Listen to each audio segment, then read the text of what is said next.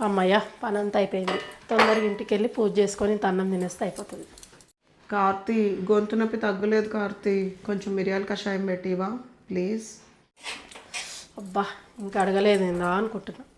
సరే మేడం.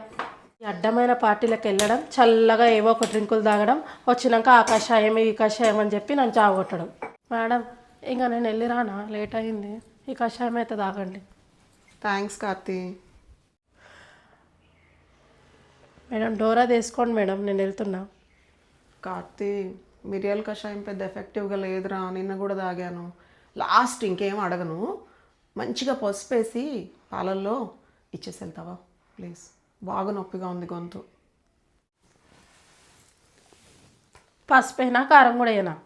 ఏంటి ఏదో అన్నావు? ఏం లేదు మేడం, పాలు బాగా కాచిదేనా అని అడుగుతున్నా. ఓ, కాచి తేవాలా అని అడిగావా? నాకేంటో ఏదోలా అనిపించింది. చెవులు కూడా పని చేస్తావు అట్లా, జలుబు వచ్చి చెవులు కూడా మొత్తం మూసుకుపోయినాయి కార్తీ. కొంచెం ఆ పసుపు పాలు ఇచ్చేసి ఇంకెళ్ళలే.